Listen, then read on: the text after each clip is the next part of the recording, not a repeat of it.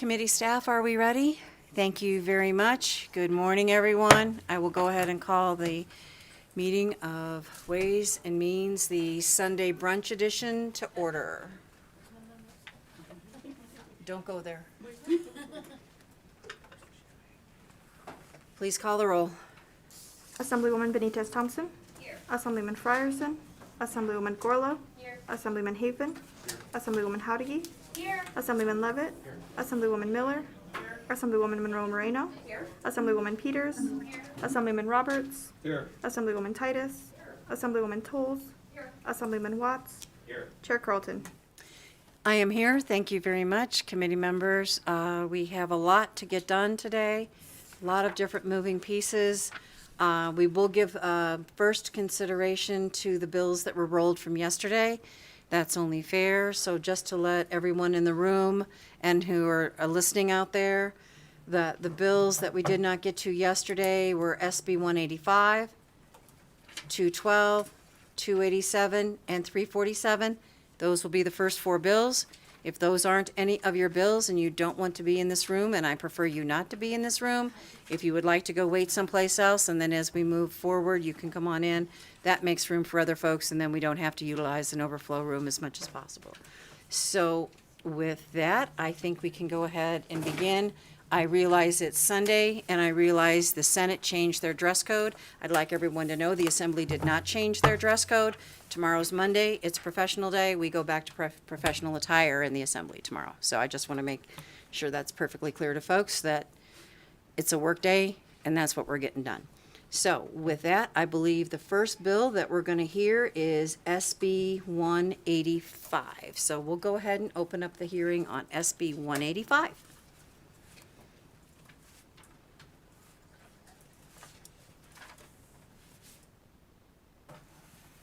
Good morning, Madam Chair and committee member. For the record, my name is Linda Haig, President and founder of the Adoptive Dental Program. Testifying with me today will be our Executive Director, Demi Gonzalez, a retired Navy veteran and a Gold Star family member.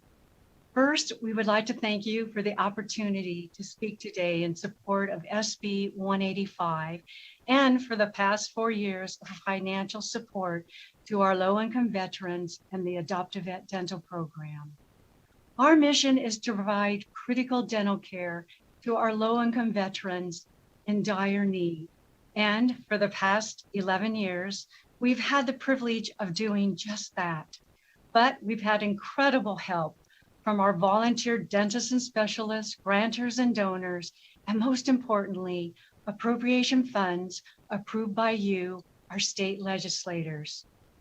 Because the qualifications of dental care are so restrictive at the VA, the vast majority, 90% of our veterans do not qualify. This has led to an epidemic of oral health disease among our veterans, and Adoptive Vet targets the low-income veterans who do not qualify and cannot afford to see a dentist. In Northern Nevada, we have a large number of veterans enrolled at the Reno VA.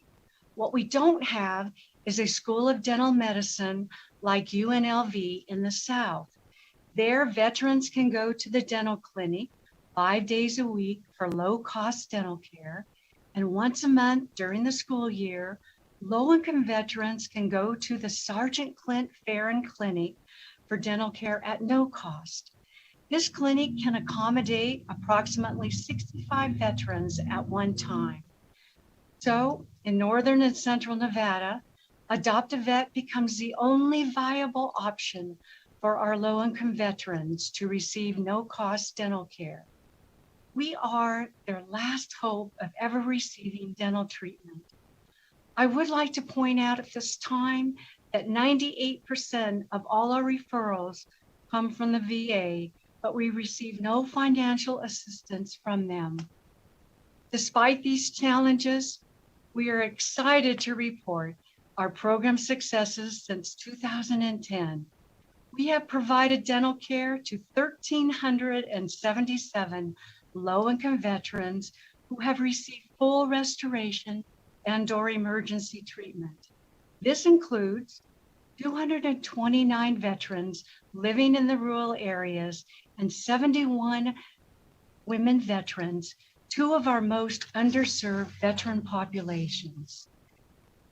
We currently have 120 volunteer dental professionals participating in our program.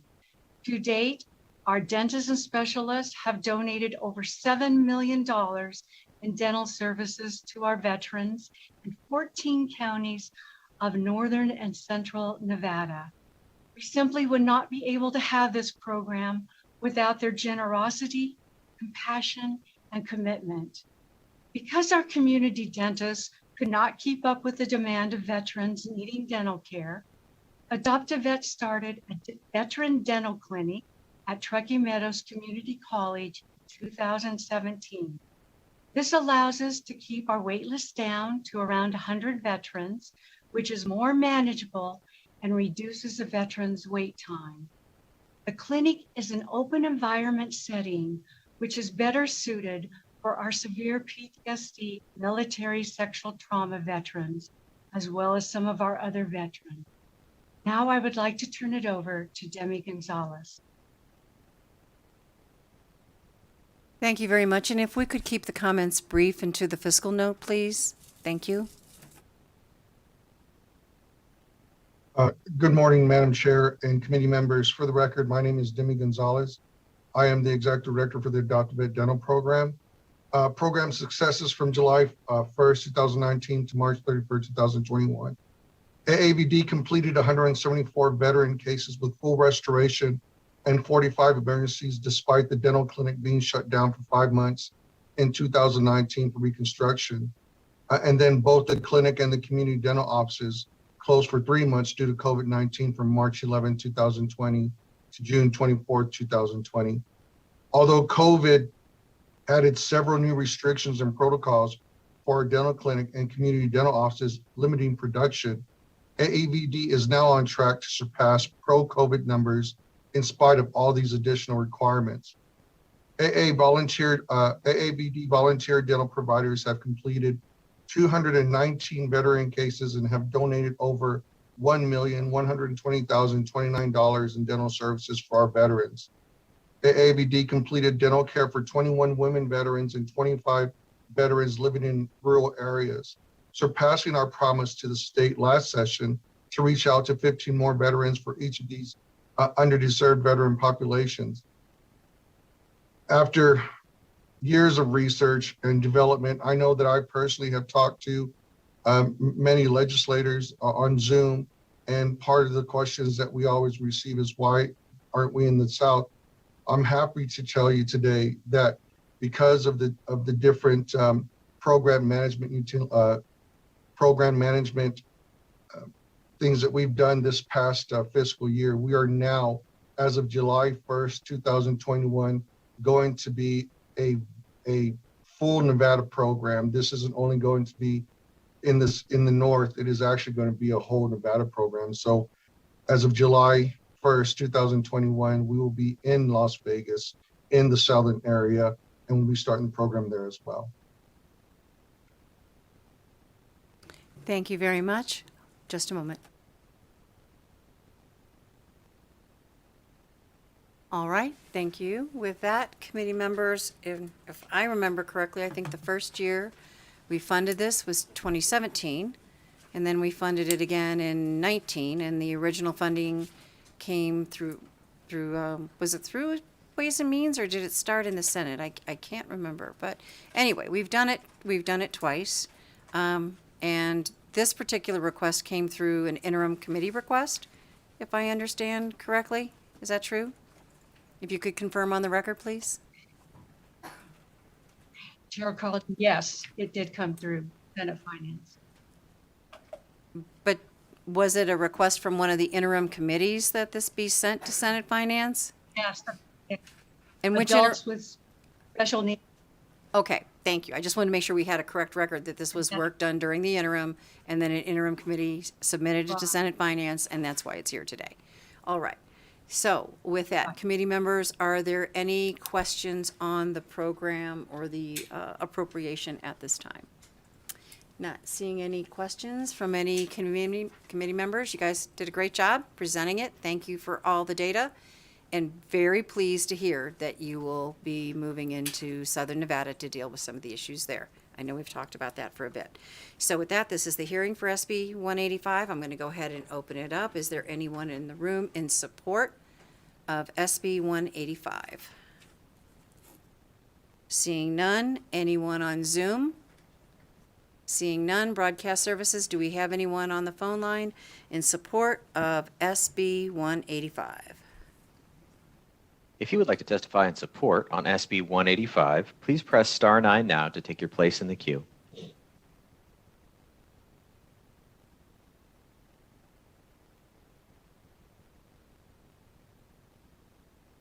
Caller with the last 3 digits, 717, please slowly state and spell your name for the record. You will have 2 minutes and may begin.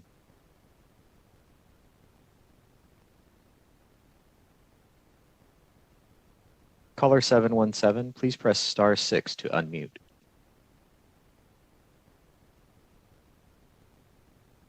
Good morning, Madam Chair and committee members. For the record, my name is Andy Freeman, and I am a U.S. Army veteran. I would like to thank you for the opportunity to speak on behalf of the veterans that are treated by this life-saving program. Have you ever suffered from a toothache so severe you were willing to remove the tooth yourself? That's where I found myself, looking in the mirror with 4 teeth that were absolutely killing me. A dentist during the pandemic was not an option, especially without a job or insurance. So I found some string, I tied it onto the loosest one, and I asked my wife to pull it, and she said no. So I found myself, and that's how I pulled my first tooth. I pulled it with a string by myself. The rest of them did not come out so easy. Those required pliers. Again, I found myself in front of the mirror, talking to myself through the agony that I knew I was going to feel. If there was a way to properly explain how much pain I was feeling when I was using those pliers to remove those teeth without being numb, I would. But there just isn't. There just isn't. At this point, I had no smile, could not eat solid food, was depressed and struggling to get a job with the smile that I had. I spoke to my primary physician at the VA, and he gave me a list of dentists that may be able to help. Adoptive Vet was the only one who returned my call, willing to help. I was then put on a waiting list. Some months later, I received the call. I was finally going to be seen by a dentist to begin treatment. Thanks to this program, I am now able to eat healthy foods. I do not feel depressed anymore. I'm able to command a better paying job where I can smile and communicate with customers without feeling ashamed. This AAVD program that you have graciously supported through funding has saved my life. In closing, I want to thank the legislative body and the Ways and Means Committee for their support and consideration for the continued financial support for the Adoptive Vet Dental Program. God bless you, and thank you for restoring my confidence, my smile, my self-esteem, and my life. Thank you. Thank you very much. With that, is there anyone else, broadcast services, on the phone line in support? For those of you that just joined the call, if you would like to testify in support on SB 185, please press please press *9 now to take your place in the queue.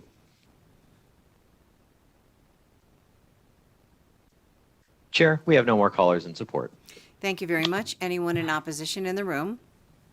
Seeing none. No one on Zoom. Anyone in opposition on the phone line? If you would like to testify in opposition to SB 185, please press *9 now to take your place in the queue.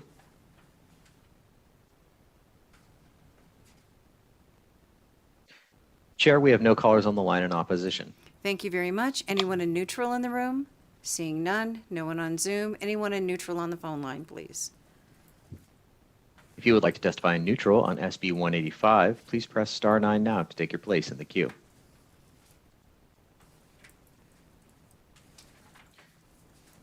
Chair, we have no callers in neutral on the line. Okay, thank you very much.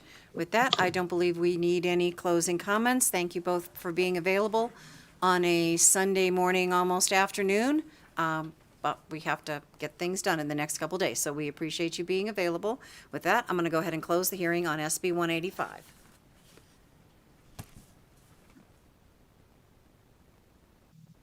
The next bill that we had that was rolled from yesterday is SB 212.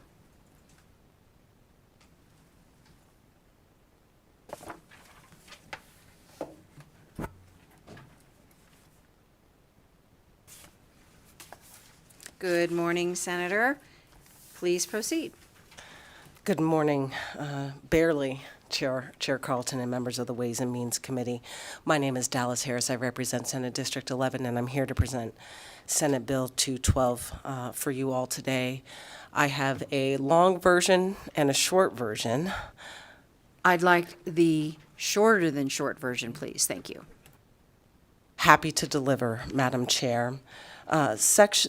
This bill was vetted through the Assembly Judiciary Committee. It came to you all because there was an unsolicited fiscal note placed on the bill by the Department of Public Safety.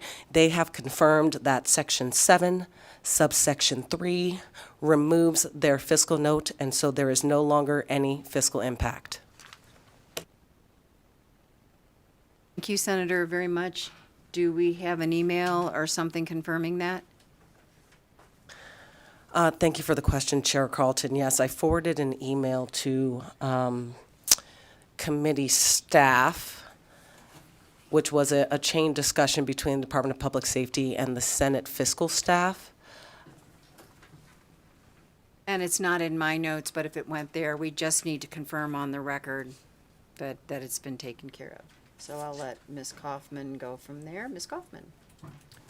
Madam Chair, I do have an email dated May 25th from the senator. Removing the fiscal note, thank you.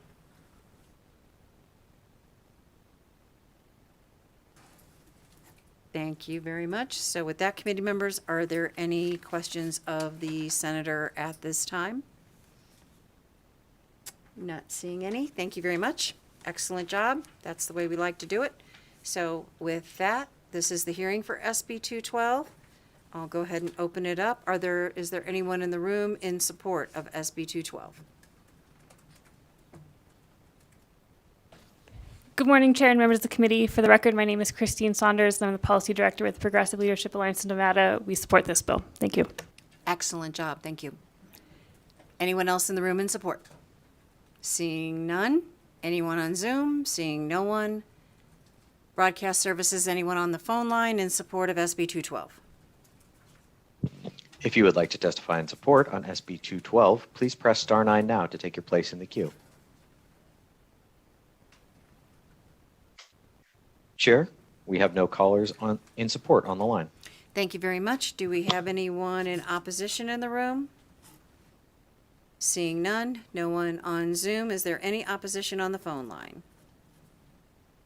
If you would like to testify in opposition to SB 212, please press star 9 now to take your place in the queue.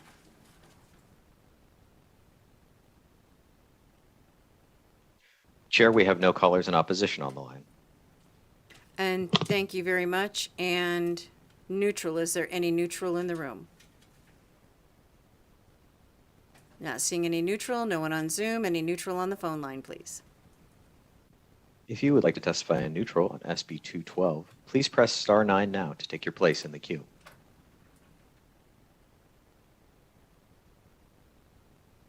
Chair, we have no callers on the line in neutral. Thank you very much. So with that, Senator is still here, so I just want to make sure that we got the one fiscal note removed, but the system of higher education and records and communications, we still seem to have some dollars there. So I apologize, Senator, we didn't address those. If you would address those now, please. Thank you for the question, Chair Carlton. Those fiscal notes were removed by amendment on the Senate side. So those were removed by amendment.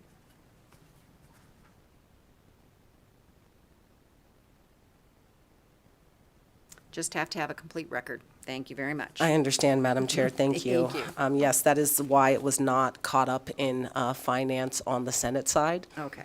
All right. Thank you very much. We appreciate that. I believe no other closing comments would be necessary, so we can close the hearing on SB 212.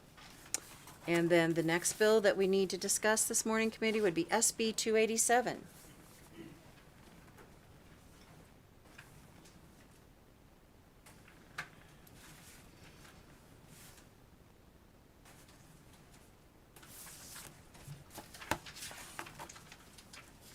We got lucky. They were right in a row, Senator. How about that? And I honestly, I didn't try. It just happened. So with that, I'm going to go ahead and open up the hearing on SB 287. Senator, please proceed. Thank you so much, Madam Chair. Senator Dallas Harris, representing Senate District 11. For the record, I will be just as brief. Senate Bill 287 also no longer has a fiscal note on it. I believe we have a representative from the Nevada System of Higher Education to confirm if they have not already done so via email. Do we have Mr. Klinger?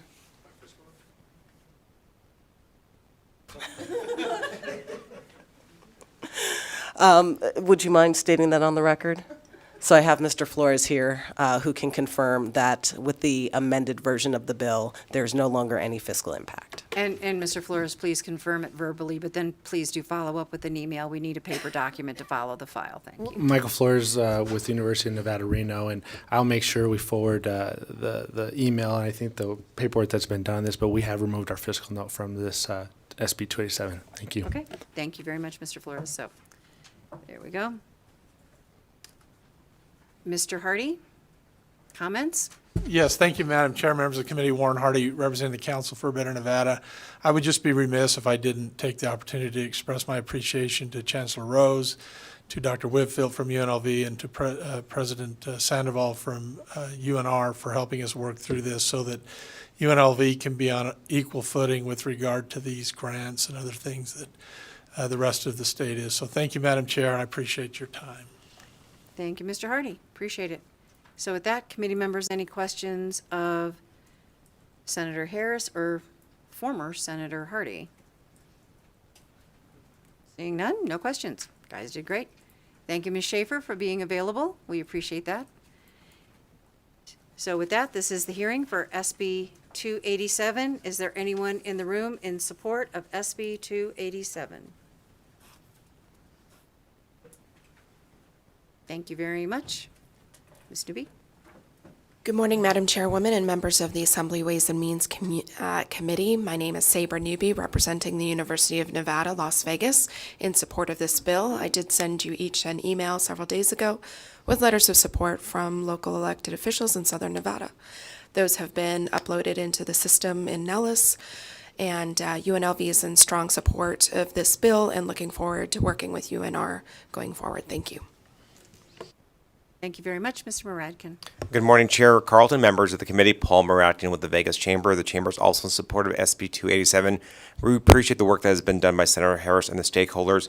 We are in support of the primary tenant regarding land grant designation for the financial benefits of UNLV, UNR, and DRI. Thank you very much. Thank you very much. Anyone else in the room in support? There's 2 chairs. Keep moving. Nope. With that, anyone on Zoom in support? Not seeing anyone wishing to be recognized. Anyone broadcast services on the phone line in support of SB 287? If you would like to testify in support on SB 287, please press star 9 now to take your place in the queue.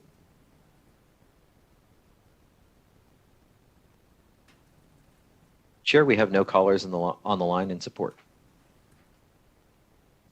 Thank you very much. Is there any opposition in the room? Seeing no opposition in the room, no opposition on Zoom, is there any opposition on the phone line?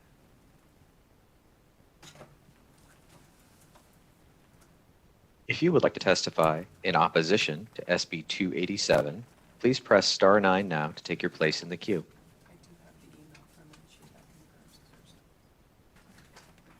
Chair, we have no callers on the line in opposition.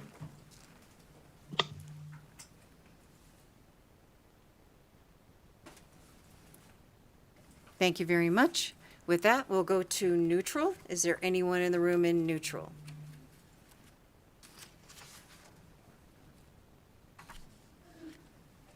Good morning, Chair Carlton, members of the committee, Dagny Stapleton, Executive Director of the Nevada Association of Counties. NACO is neutral on this bill, and we want to sincerely thank the proponents and the sponsor for working with us on the amendments that went into getting the bill to where it is now. We do believe that the current version captures the intent of ensuring that As land-grant status is extended to UNLV and DRI, the Cooperative Extension and Ag Experiment Station programs, including the federal, state, and county funding sources and the structure of those will not be affected going forward. We are neutral on the question of the land-grant designation.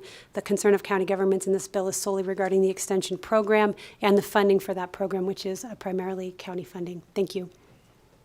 Thank you very much. Go ahead. Good morning or good afternoon. Kanani Espinoza on behalf of the Nevada System of Higher Education. Just want to put on the record that NCHEA is neutral on SB 287, and we look forward to working with the stakeholders. Thank you. Thank you very much. Please proceed.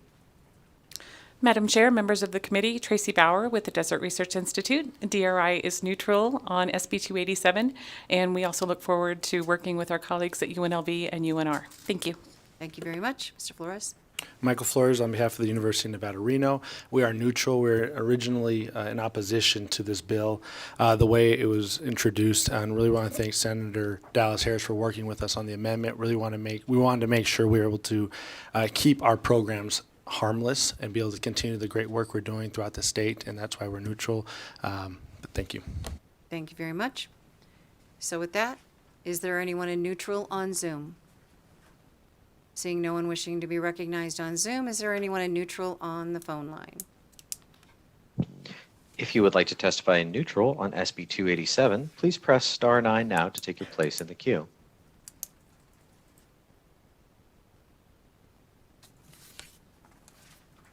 For those of you that just joined the call, if you would like to testify in neutral on SB 287, please press star 9 now to take your place in the queue. Chair, we have no callers on the line in neutral. Thank you very much. Senator Harris, any closing comments, please? Just a couple. I promise I'll keep it quick. I wanted to thank you, Madam Chair, for hearing these two bills today, and just say I appreciate everything that you've done for the state, and I do not envy the poor soul who has the insurmountable task of trying to fill your shoes as chair of this committee. Nose goes. The state is unbelievably better off for your service, and I'm sure we will all miss you very much. Thank you so much for your time. Thank you very much, Senator. I appreciate that. So with that, not seeing any other comments to come before the committee on SB 287, we'll close the hearing on SB 287. And I believe the next bill on our roll list was SB 347. Go ahead and pull that up.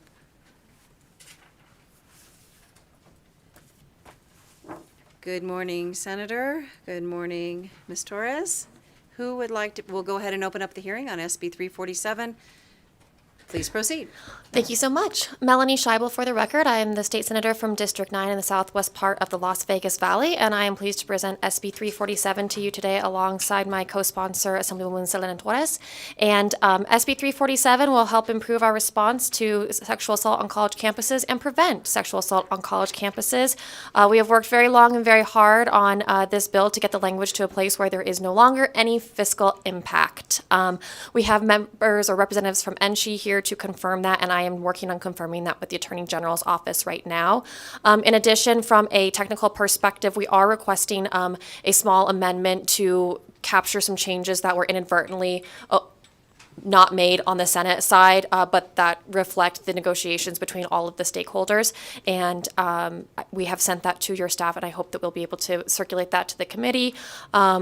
Obviously, we're happy to answer questions on the record, also happy to answer them off the record and save the committee's time right now. But let me turn it over to my co-sponsor to also give you a little bit of perspective on the bill. Thank you, Chair and members of the committee. Assemblywoman Selena Torres, for the record, representing Assembly District 3. Thank you, Senator Scheibel, for adding me as a co-sponsor to this important piece of legislation. For the sake of time, I'm just going to quickly walk through the different components of the piece of legislation.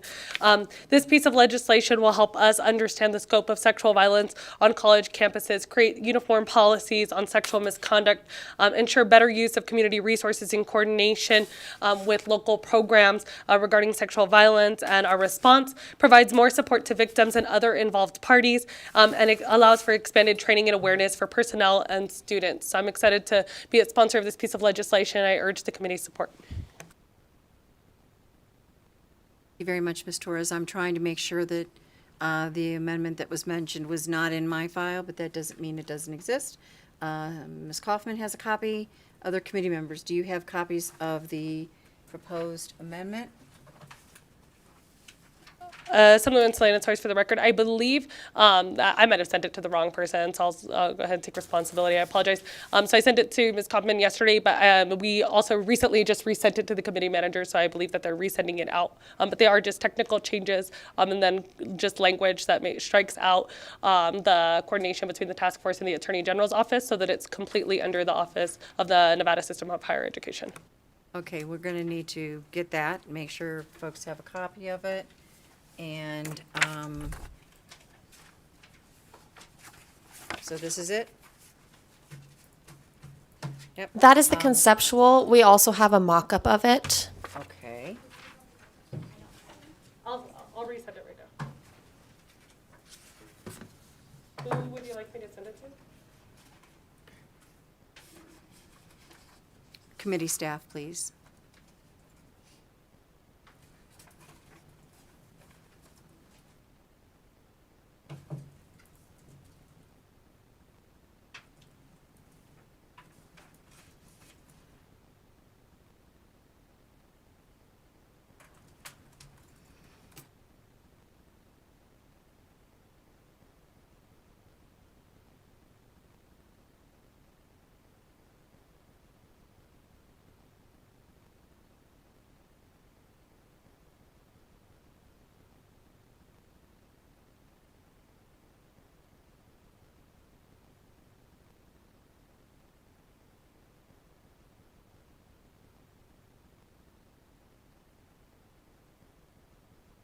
So in order not to slow us down, what I'm going to do is I'm going to go ahead and close the hearing on SB 347. I'm going to wait for the amendment to get circulated to everyone so we can move on. And then I'll come back and reopen up the hearing, and then we can have the total discussion in one hearing. Won't be so disjointed, take everything and get it all done at one time, okay? So as soon as we can get that to folks, we'll go ahead and proceed, okay? Thank you. You're very welcome. Every moment's counting today. So with that, we're going to go ahead and close the hearing on SB 347 and open it up later when we have the appropriate documents available. I'm going to put this in a special spot so I don't forget about it. There we go. So with that,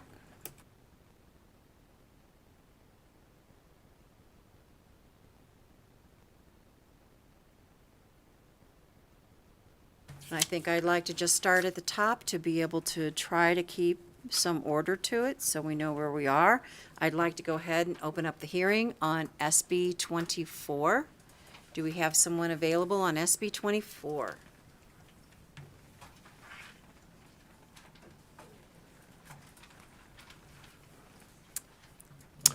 Hi, Good Chair afternoon. Carlton. Oh, hello. Good morning, or good afternoon, almost. My name's James Hum. I'm with the Governor's Office of Economic Development, and we are here today to present on SB 24. Director Brown sends his regrets. Unfortunately, he couldn't make it today, but we have our two experts on Zoom on the Wind Fund, which is our Deputy Director, Bob Potts, and our Director of Workforce Innovation, Stacy Boswick. So, Chair, if it's okay with you, I'd like to turn that over to Mr. Potts and Ms. Boswick. Thank you very much. Please proceed. Thank you. Thank you, Chair Carlton. Good afternoon. Really appreciate your time and the members of the Assembly on Commerce and Ways and Means for giving us the opportunity to testify in support of Senate Bill 24. For the record, my name is Bob Potts, and I am the Northern Deputy Director of the Governor's Office of Economic Development. I'm here with a couple of opening remarks to outline the importance of the WIN program and provide changes and the proposed changes to the program as outlined in SB 24. Often when working with companies and they outline what matters most to them in making their expansion or relocation decisions, always on the top of the list are questions about workforce and education and what the available talent in the region looks like. To that point, I often pose these two questions. Is it a qualified and available workforce that attracts great companies, or is it great companies that grow a qualified workforce? And the answer to both of those questions is yes. The WIN program is at the heart of that conversation. It helps us develop targeted training to industry demand in partnership with post-secondary providers into programs that provide training that continues on well beyond the first cohort of graduates. And it has never been more relevant than it is right now. Since the middle of last year, March of last year, I participated and led weekly calls with members of the Governor's Economic Advisory Council. We've had comprehensive conversation on the inverse relationship the health situation has had on our economies. And it has become evident to those of us on those calls that there will be, in all likelihood, 35,000 or approximately 35,000 displaced leisure and hospitality workers that will not have a job to return to, and they will no longer be eligible for unemployment insurance benefits without changes in rules. To that point, we currently have 19 active business development projects in our pipeline in the state. 14 or 75% of those projects are manufacturers. 16 or 86% of them are located in Clark County. In total, these projects are estimated to bring on over 12,500 jobs at or above the state's average wage and over $9.6 billion in capital investment. Additionally, we currently have 14 projects on hold in the state. 9 or 64 of those 14 projects are also manufacturers. 10 or 71% of them are located in Clark County.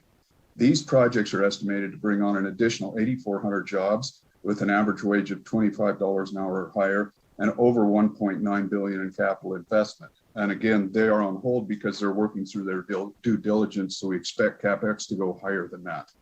Now, more than ever, we need the legislature's help in approving the suggested statutory changes in the WIN program and helping us first to bring together the workforce demand in the companies and industries we are working with. That in turn will help with diversification and the procyclical nature of our economies, and most importantly, create opportunity and a future for these Nevada workers. So with that, thank you, Chair Carlton, members of the committee, and I'm now going to turn the conversation over to my colleague, Stacy Bostwick, who is GOED's Director of Workforce Development, to talk more about the details of SB 24. Thank you. For the record, my name is Stacy Bostwick, and I'm the Director of Workforce Development for the Nevada Governor's Office of Economic Development. And just in the interest of time, I thought I would focus on kind of the fiscal impact here. So it's important to note there are no fiscal notes, but there were 2 amendments coming out of the Senate side of this bill that do affect the fiscal nature of the language in this statute. The first is around ensuring that spending is prioritized. So a limit was placed on overhead in the language, which we are supportive of.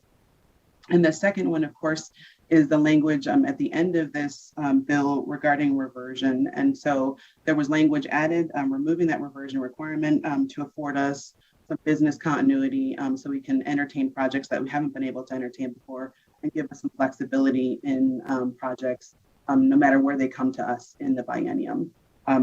If you want more information, I'm happy to add more detail, but I figured I'd focus on those 2 pieces. Thank you. Thank you very much. We appreciate that. Committee members, any questions at this time on SB 24? Not seeing any. There is one small glitch, but it's not a big issue. I'm going to have Ms. Kaufman address it now, and that way we can have the conversation about all of it, and then we'll go ahead and go into support, opposition, and neutral, but I just want everyone to be aware. So, Ms. Kaufman? Thank you, Madam Chair. Section 4 does provide that the money in the WIN account would not revert, which is inconsistent with what was approved in the Appropriations Act just previously passed by the committee. Section 53 of the Appropriations Act does allow the account to balance forward general fund appropriations from the first year to the second year. However, in the Appropriations Act, it does provide that funding does revert at the end of the biennium. So thank you very much, Ms. Kaufman, and Mr. Potts and everyone else. We would need to, and I know I use true up too much, but we would need to reconcile this difference with the Appropriations Act. So I think if that's a discussion in a future biennium, we would need to do it a little bit earlier to make sure all the pieces of the puzzle fit together. So the committee will need to delete that language from the bill to move forward, just so that we don't have something in conflict with each other. But I think in the future, let's make sure that you reach out to folks ahead of time, and then we'll know to make sure that we can get it all taken care of that way. So, but it still would be able to go from the first year to the second year, but it would still need to revert because the Appropriations Act is going to take precedence over this. So with that, that's where we would need to go to move the bill forward. So are there any questions, Mr. Potts, anyone on that? I just want to make sure we're clear. Quick question, Absolutely, Chair. Carlton. Go ahead, Bob. Yeah, go ahead, Jimmy. I'll let you lead up. You're in the room. Thanks, Bob. James Hum for the record. Go ahead. So, Chair, just to be clear, we can move the funds from 1 year to the next year, but at the end of the biennium itself, they will revert. Yes. Okay. Excellent. Thank you. And if you'd like to change that in the future, it needs to be a very early in the session discussion, so we make sure that it matches the Appropriations Act as we move forward. James Hum, go ahead for the record. Thank you, Chair. You're welcome. Okay? Okay. It's all about making sure it all fits. So with that, we just wanted to make sure we had that on the record. So we can go ahead and open up we'll proceed with the hearing on SB 24. Is there anyone in the room in support of SB 24?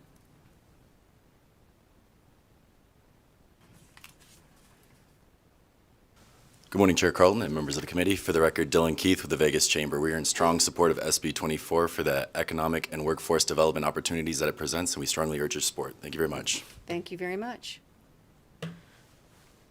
Good afternoon, Kyle Dalby with Western Nevada College. We are in support of this. We are recipients of WIN funds and appreciate the flexibility that's given and look forward to the discussion on reversion going forward as well. Thank you. Thank you. Appreciate that. Please proceed. Good afternoon, Madam Chair and members of the Ways and Means Committee. For the record, my name is Ariel Edwards with the City of North Las Vegas. We are in support of this measure and would urge your support and passage. Thank you. Thank you very much. Mr. Irvin? Kent Irvin, Nevada Faculty Alliance. We are in support. Thank you very much. Anyone else in the room in support? Seeing none. Anyone on Zoom in support? Seeing none. Broadcast services. Anyone on the phone line in support?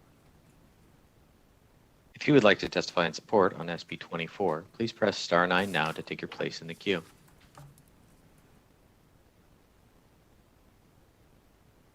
Caller with the last 3 digits, 114, please slowly state and spell your name for the record. You will have 2 minutes and may begin. Hi, Madam Chair, members of the committee. Amber Stidham, Stidham with the Henderson Chamber. We are also in support. Thank you. Thank you very much. Next caller on the phone line. Chair, that was our last caller in support. Thank you very much. Is there anyone in opposition in the room? Seeing none. Anyone in opposition on Zoom? Seeing none. Anyone in opposition on the phone line?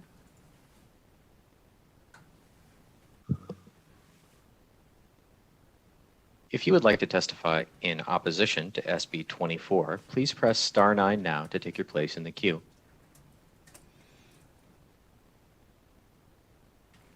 Chair, we have no one on the line in opposition. Thank you very much. Hearing no opposition, we'll go to neutral. Is there anyone in neutral in the room? Seeing none. No one in neutral on Zoom. Broadcast services. Anyone in neutral on the phone line? If you would like to testify in neutral on SB 24, please press star 9 now to take your place in the queue.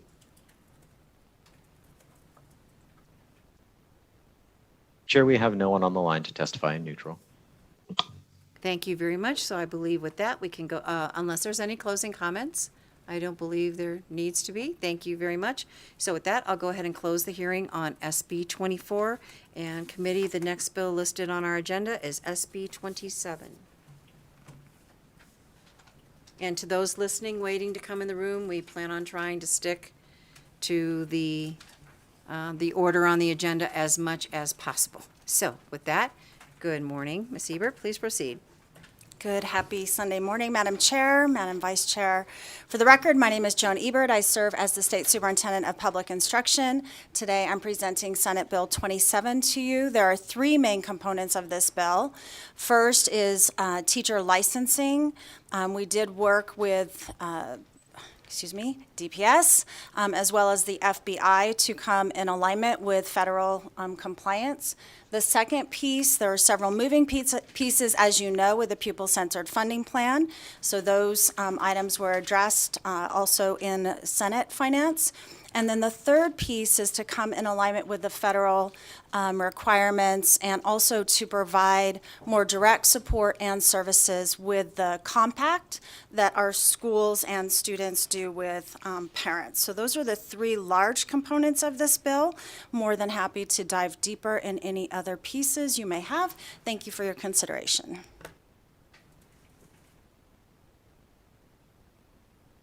And if you could elaborate on the Teach Nevada Scholarship Program for us, please, so that we could have that on the record. Thank you. Thank you, Madam Chair. For the record, State Superintendent Joan Ebert. That program in this bill, we're asking to expand to be inclusive of universities that provide educators outside of the state as well as inside of the state. And then also streamlining. We have funds that we set aside as student. We have some students that complete the program and others that do not. And so streamlining those funds to make sure that they're available and that we can expand on the front end, teachers entering into the program, to make sure we can maximize the number of students that we have that want to become teachers. So if I understand it correctly, the scholarship program, and I thought in the original purpose behind the scholarship program was to grow our own teachers, to support our own teachers moving forward. So these will still be Nevadans that are getting this scholarship, but they'll be able to go to school outside of the state to get their education. Is there any component about them coming back to the state since are receiving a scholarship from the state? Thank you, Superintendent Ebert. For the record, yes, Madam Chair, all of those components, and they must teach in the state of Nevada. Otherwise, those funds need to be recouped. Okay, thank you very much. Thank you. So with that, committee members, are there any questions of Ms. Ebert at this time?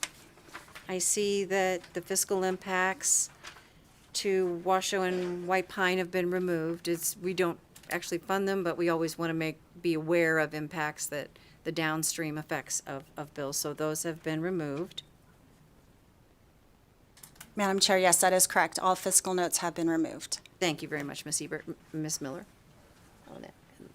Okay, thank you. Thanks so much. I just wanted to ask a little bit more so could understand on the, I guess I would say the recoup or the claw back provision. So if the student is, I guess a Nevada student or starts off here, I wasn't sure if you meant like a transfer student and then they come back to live in Nevada, or like a Nevada high school graduate or a resident of Nevada, and then they go to an out-of-state school and then they would come back to work. Yeah, just go ahead and spell it out for me. Third grade style. Superintendent Ebert, for the record, I do believe I have Mike Arakawa on the line as well, and so he can get deeper into the specifics on that.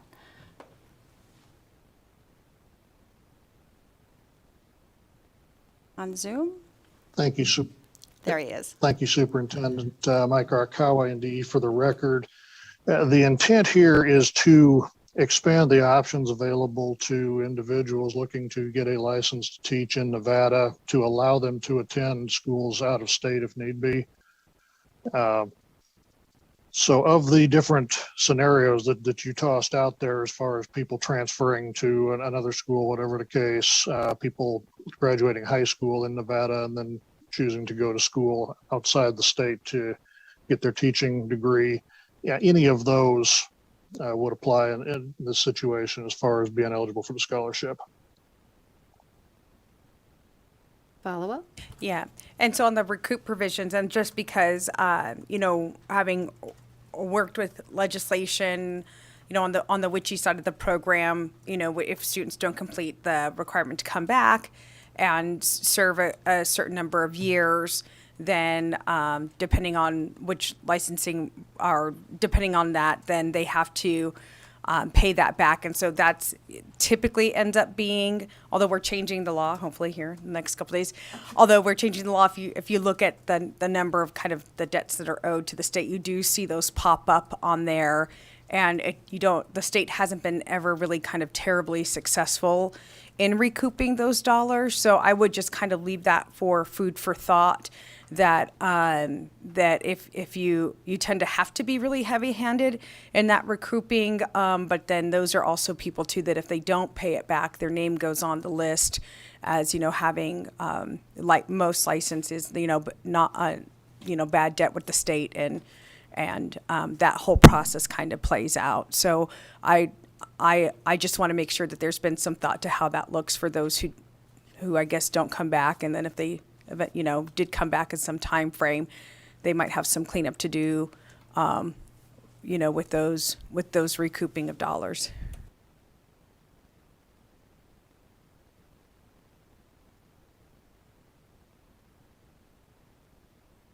With that, Ms. Miller. Thank you, Chair. And that's, my questions are exactly along the line of the majority leaders. I actually have two specific questions. One, is there anywhere in this legislation that stipulates what the requirement would be? Because we know, even with medical professionals, there is always a requirement that if we help support your education, we're expecting so many years of service back in return. And my second question would be in Section 19, the language has been amended that speaks to shall create a school family compact. And if you could just explain what a school family compact is. Thank you for your first question. I would like to turn to Mr. Arakawa.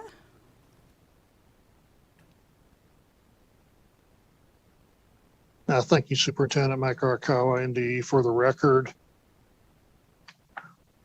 And the service requirement that is laid out for individuals receiving one of these scholarships is for 5 years of service in Nevada.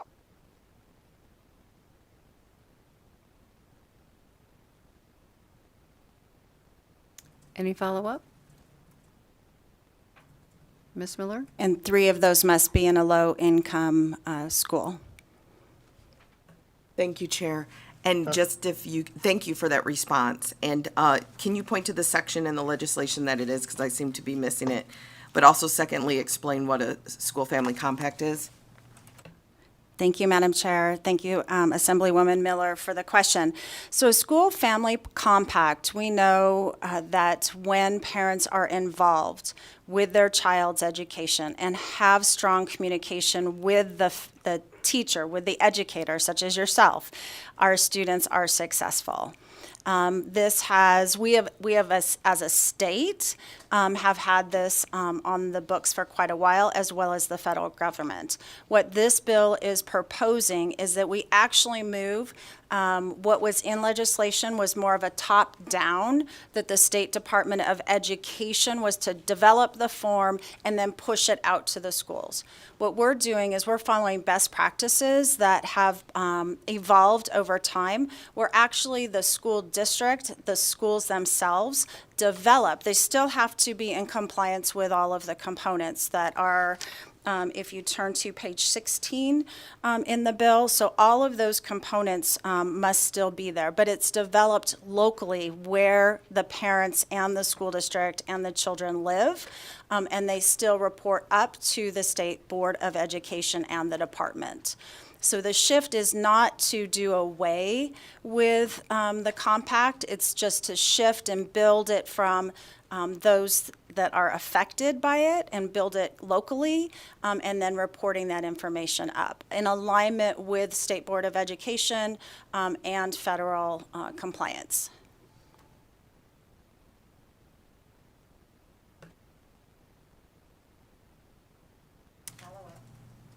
Follow-up, Chair?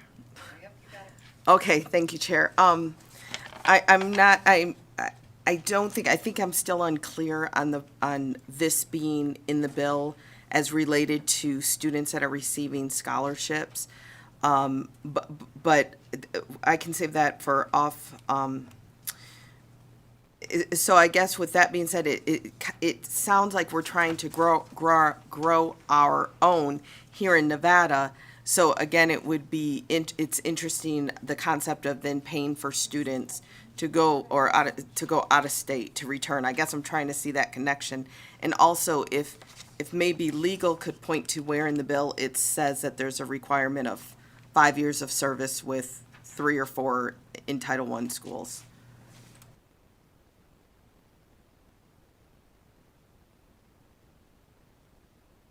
And Ms. Miller, that question is posed to the Department of Education? Yes. Okay. Thank you, Madam Chair.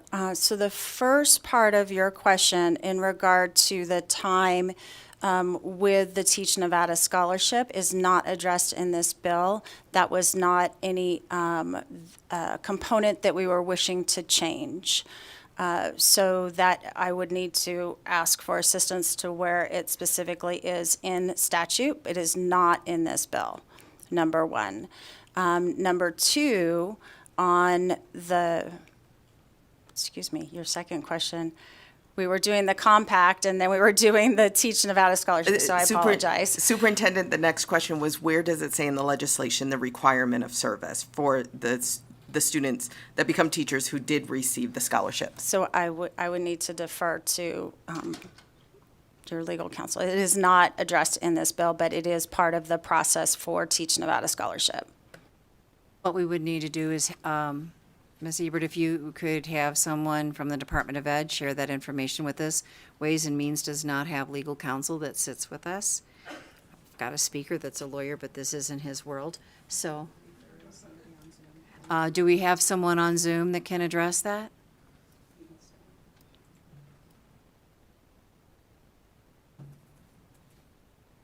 And if it's already in statute, we just need to know where it is so that we can make sure that these all fit.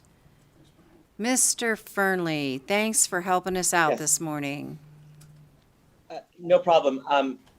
This is Brian Fernley, Legislative Counsel. I will look at the bill and I will get back to the as quickly as possible. And thank you, Mr. Fernley. And if the questions are answered in current statute, and that's the reason why it's not in the bill, we'd just like that answer also. And if not, then we feel we need to address it. So thank you very much, Mr. Fernley. You're welcome. I will get that answered. Thank you very much. Okay. So with that, we'll make sure that we get that answer as we move through the process today.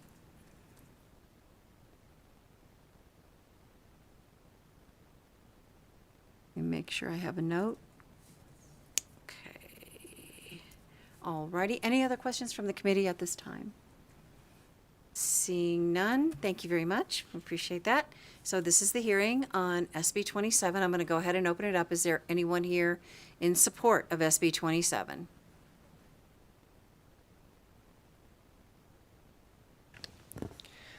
Good morning, Madam Chair. For the record, Lindsay Anderson on behalf of the Washoe County School District. Just wanted to reiterate that we have removed our fiscal note based on the current version of the bill, and we are in support of the amended version. Thank you very much. Please proceed. Thank you, Chair and members of the committee. For the record, Dylan Keith with the Vegas Chamber. SB 27 is a Southern Nevada Forum priority, and we are in strong support with the benefits that it provides. Thank you so much. Thank you very much. Please proceed.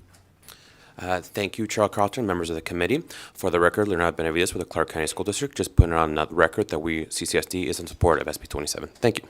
Thank you very much. Anyone else in the room in support of SB 27?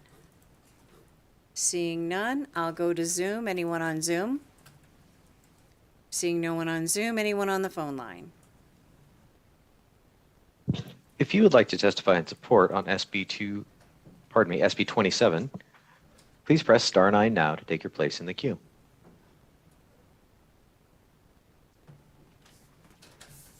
Caller with the last 3 digits, 927. Please slowly state and spell your name for the record. You will have 2 minutes and may begin. Hello, my name is Hava Ahmed, Hawahahmed, and I'm here representing the Clark County Education Association. Ditto in our support for this bill. Thank you. Anyone else on the phone line, please?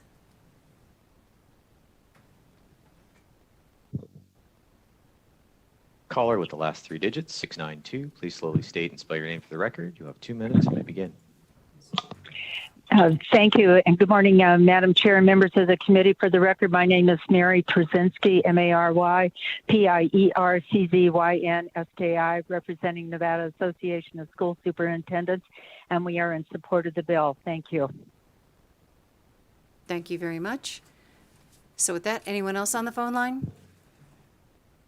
Chair, that was our last caller in support. Thank you very much. So with that, we'll go ahead and move into opposition. Is there any opposition in the room? Seeing none. Any opposition on Zoom?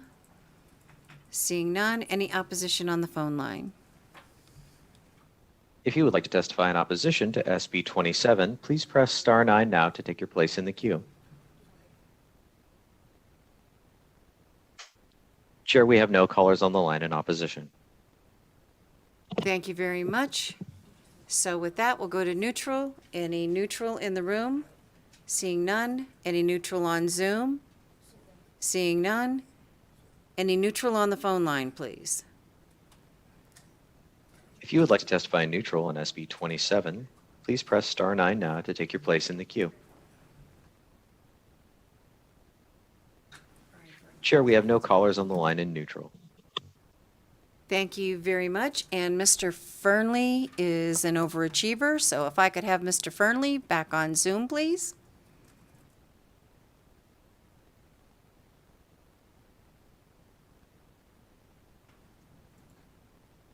Mr. Fernley, good job. Yes. Thank you. Thank you.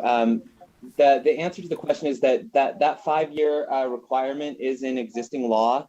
It's NRS 391A.585, subsection 4, paragraph D. Paragraph B, actually. So that requirement is an existing law and it's not changed by the bill, so it would not appear in the bill, but that is a requirement of existing law. Mr. Fernley, the other component of that question, and I apologize if we didn't make our request clear, was it was stated that I believe it was 3 years would be spent at a Title I school, if I remember correctly. Is that currently in the statute? I apologize for missing that part of. Oh, no, we question. may not have stated it clearly. That's okay. I will also look that up and get back to you. Thank you very much. We appreciate that. Thank you very much. So with that, we've gone to neutral. Is Ms. Ebert still here? Oh, there she is. If you could go ahead and come, I have one quick question about the money that might be still available in the fund. I believe it had a little over $5 million in it and a little over $1 million has been spent. So I believe that's probably the impetus behind wanting to expand this to students out of state also. Am I correct? Yes, Madam Chair, you are correct. Okay. Just want to make sure we had that on the record, that it's not as though we're running out of money and we're still going to spend it. We just want to make sure we get that money out there to Nevada students who want to become teachers and they just want to go to school, so we're going to help them out. Okay. Very good. With that, we'll wait for Mr. Fernley's other answer and we'll just keep this in a holding pattern for a moment. Thank you very much. But we are going to go ahead and close the hearing on SB 27.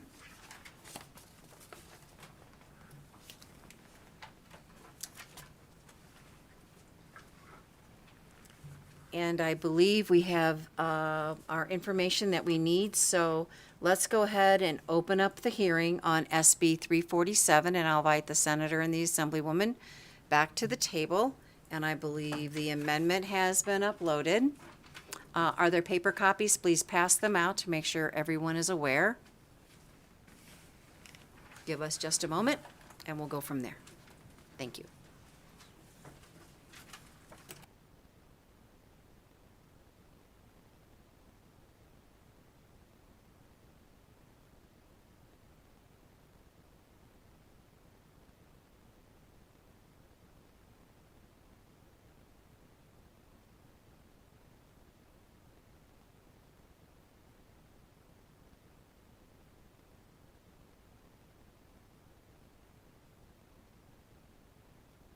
Hint to freshmen, that's how you can tell the amendment wasn't preordained. It was just printed for you.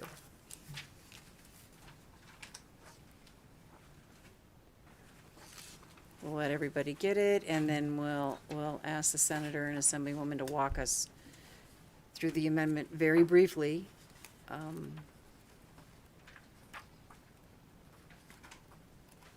Because we're happy to help with technical adjustments, as we call them in this committee. Everybody's got them. There's some on the desk for the public. Please proceed, Senator, Assemblywoman, whichever. Thank you. Thank you. Just want to express my appreciation and hand it over to Assemblywoman Torres to walk you through the changes made by the amendment. Okay, thank you. Thank you. Assemblywoman Torres for the record. So in section 12 on page 5 is a piece of legislation. The language that's stricken is regarding the Office of the Attorney General providing the administrative support to the task force. It'll be, those responsibilities will be assumed by the Nevada System of Higher Education. In section 18 of the piece of legislation, it just confirms that the grievance process for investigating report is pursuant to the federal requirements for Title IX. In section 23, there's similar language that just ensures that there is accordance with the grievance process and in alignment with the federal standards. In section 24.7, there's just some clarifying language to ensure that the no contact directive is mutually applied to the complainant and the respondent. I'm going to stop you right there. 20, is that 24.9? Yeah, sorry, 24.9. I don't know what I'm seeing Thank numbers you. today. That's okay. I know what it's like to have lots of numbers spinning around in front of you. Go ahead. And then in section 25, there's additional language that clarifies that the number of reports of alleged incidents are for the misconduct that is allegedly committed.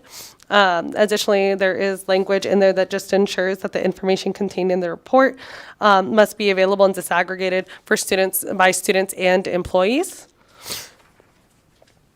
In section 27.1, it just clarifies and it strikes the language regarding institutions and adds language regarding the system of higher education. I believe that's all in this amendment, but I'm happy to take any additional questions. Thank you very much. Just flipping through, looking for. And on page 23, you've got except as otherwise provided in NRS 396.936 and section 24.9 is, oh, that's the Millennium Scholarship. Okay, I think I know what that means. Okay, never mind. I just needed to read further on. And then you add the same language in a couple other places to make sure everything goes back to that particular section. And then you added language in section 28. Under victims advocate.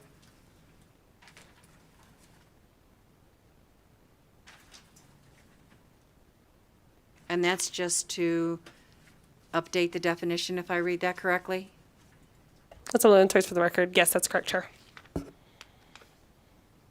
Okay, thank you. If I could also follow up, Melanie Senator? Scheibel. Yes. For the record, I believe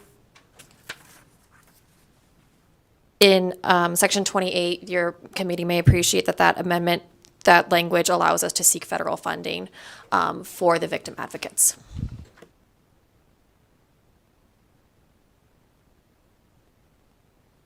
Okay.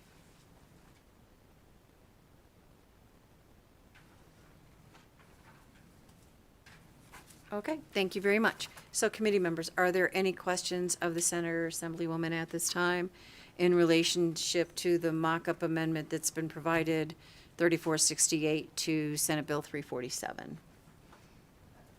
Mr. Watts. Thank you, Madam Chair. First of all, I just want to say that I appreciate all the work that that you've done, both of you, and particularly Assemblywoman Torres, on this piece of legislation. I know that we've had several conversations about it and been heavily engaged with all the stakeholders on it. I was just wondering, I think it was mentioned the Attorney General earlier, and I see the proposed change in this mock-up amendment, and I'm guessing that's what alleviates the fiscal note from the Attorney General's office. Is that your understanding? Assemblywoman Torres, for the record, yes, that is correct. And I know that the senator did send in a notification to the committee as well that that fiscal note has been removed.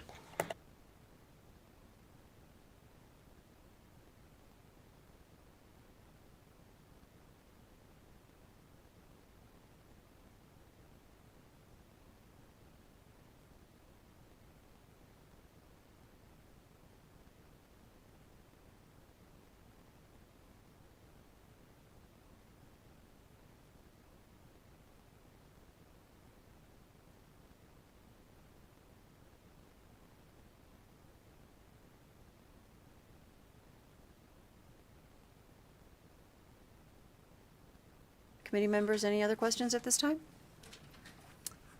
Not seeing any, so with that, this is the hearing on SB 347, so we'll continue with support, opposition, and neutral. Thank you, Senator, Assemblywoman, very much. If those in support in the room would please come forward.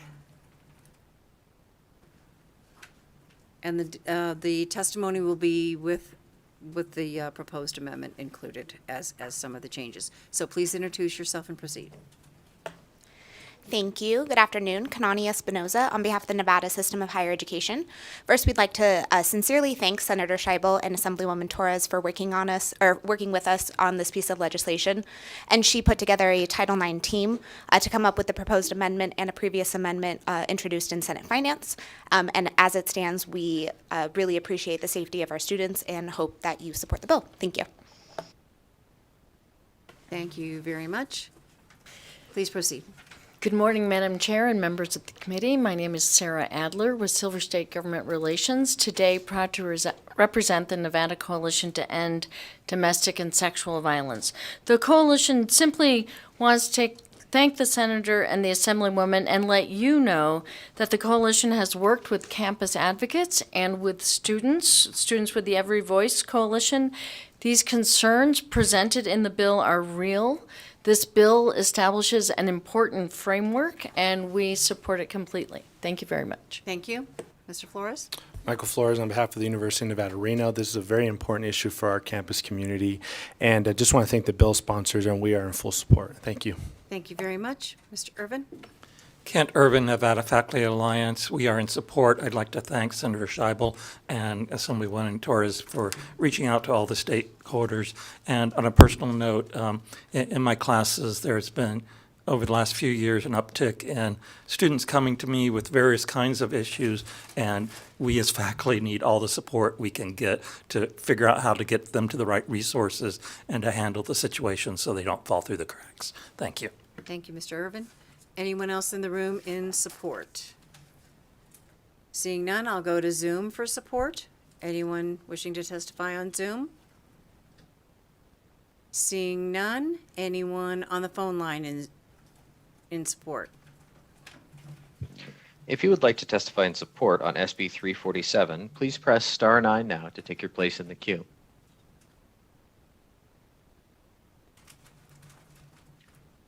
Caller with the last 3 digits, 520. Please slowly state and spell your name for the record. You will have 2 minutes and may begin.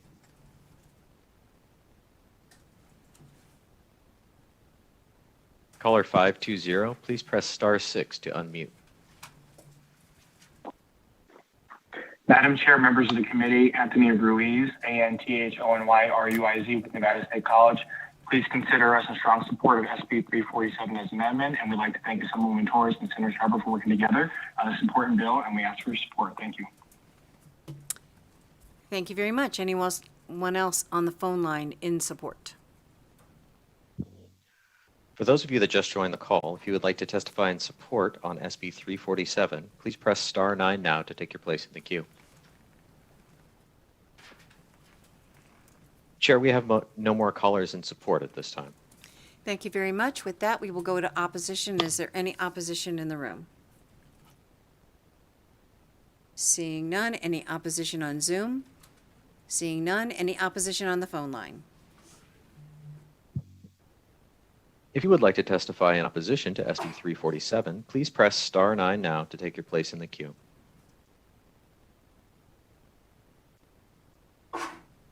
Chair, we have no callers in opposition on the line. Thank you very much. With that, we can go to neutral. Is there any neutral in the room? Seeing none, any neutral on Zoom? Seeing none, any neutral on the phone line? If you would like to testify neutral on SB 347, please press star 9 now to take your place in the queue.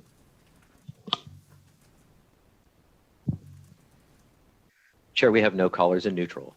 Thank you very much. So I don't believe there are any closing comments really needed. I think we can go ahead and close the hearing on SB 347.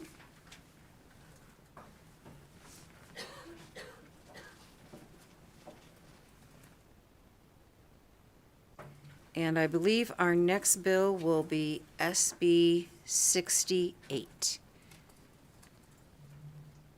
Welcome, Treasurer.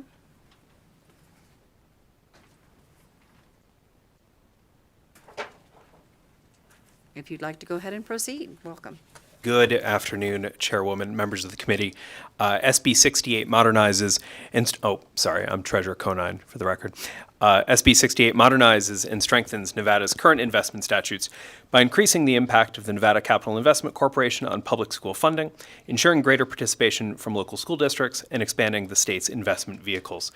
Chair, with your approval, I'll quickly run through the bill. Okay.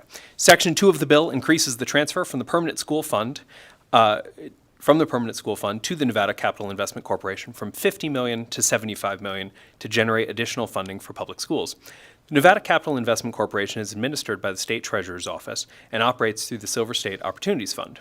The Silver State Opportunities Fund invests dedicated capital in Nevada's businesses and does so with the primary goal of generating greater returns for the state's permanent school fund. The Silver State Opportunity Fund secondarily seeks to increase economic development and employment in the state. Sections 3 and 4 of the bill increase the total amount by which the state treasurer can issue bonds that are guaranteed by the permanent school fund upon request from school districts from $40 million to $60 million. By increasing this cap, smaller school districts can more greatly utilize the state's permanent school fund and encourage additional school construction in areas of need.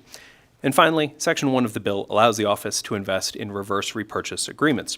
In a reverse repurchase agreement, the state as the investor owns a security which a bank or dealer purchases under an agreement and sells back to the state on a specified date at an agreed-upon rate. Reverse repurchase agreements can be used as a cash management tool to help avoid liquidating a security prior to its maturity date in order to meet an unexpected or immediate cash flow requirement. Please note that that section was amended on the other side to restrict the usage of these agreements solely as a conservative liquidity tool and not for yield enhancement on public funds. And with that, happy to take any questions. Bless you. And thank you, Treasurer. And I don't remember having a conversation about this one before. Has this level stayed the same for a very long time? Is this a different change that you're moving towards? Treasurer Conine, for the record, ma'am, yes. The original permanent school fund transferred to the Nevada Capital Investment Corporation, which is under NRS 355-280, has stayed at its same level since inception, which was under Treasurer Marshall, I believe, if I'm remembering correctly. I knew it was familiar, but I was trying to pull it out of my memory bank, but there's not much left there today. So, okay, all right. Committee members, any other questions? And so we're going to be, since this is school funds, we're going to be like super conservative with this, right? Treasurer Conine, yes, ma'am. Okay, got it. Not seeing any questions. Thank you very much. We appreciate it. So this is the hearing for SB 68. We'll go ahead and open it up. Those here in the room in support of SB 68? Seeing none. Anyone on Zoom in support? Seeing none. Anyone on audio in support? If you would like to testify in support on SB 68, please press star 9 now to take your place in the queue.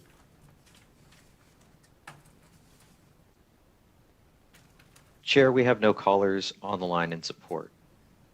Thank you very much. Anyone in opposition in the room? Seeing none. Anyone in opposition on Zoom? Seeing none. Anyone in opposition on the phone line? If you would like to testify in opposition to SB 68, please press star 9 now to take your place in the queue.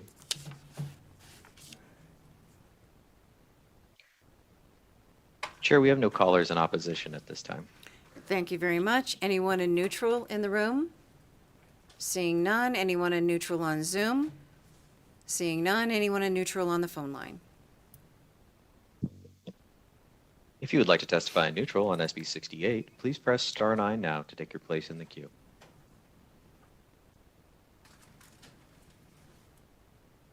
Chair, we have no callers in neutral at this time. Thank you very much. Appreciate that. I don't think there's any closing comments, Mr. Treasurer. So with that, we're going to go ahead and close the hearing on SB 68. Thank you very much for being with us this morning, or this afternoon. So with that, committee members, Senate Bill 93 won't be heard at this time. We'll be talking about that one later. So we'll set that one aside for this moment, and we'll move to Senate Bill 108. And who do we have available for Senate Bill 108? Oh, Senator, please, go ahead and come forward. Sorry, I didn't realize, or I would have done them together. I apologize. No problem. Thank you for allowing me back. The technical difficulty with there not being an actual name and being committee, so go No for it. worries. Okay, No worries. thank It gave my computer some time to charge. So, my name is Melanie Scheibel, for the record. I am the state senator from District 9, and it is my pleasure to be before the Assembly Ways and Means Committee to discuss SB 108. SB 108 is the bill proposed by the Nevada Youth Legislature this year. It has already been heard by the Senate Judiciary Committee and the Assembly Judiciary Committees. And it did not originally go through the Senate Finance Committee as there is no longer any fiscal impact. But I understand that when you look at the fiscal notes associated with the bill, it is rather scary. There are many of them.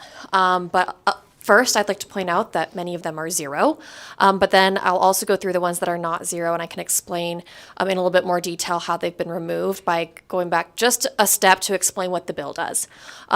Like I said, this was the bill proposed by the Youth Legislature this year in front of my committee, the Senate Judiciary, and as always, they did a fantastic job with a fantastic presentation to explain the need for people who, in their professional capacity, interact with youth who are in the juvenile justice system to receive specialized training in the cognition of youth, as well as implicit bias, racial profiling, and cultural competence training. And so the purpose of this bill is to ensure that everybody who's interacting with our youth in that context, whether they are a child in need of supervision, whether they are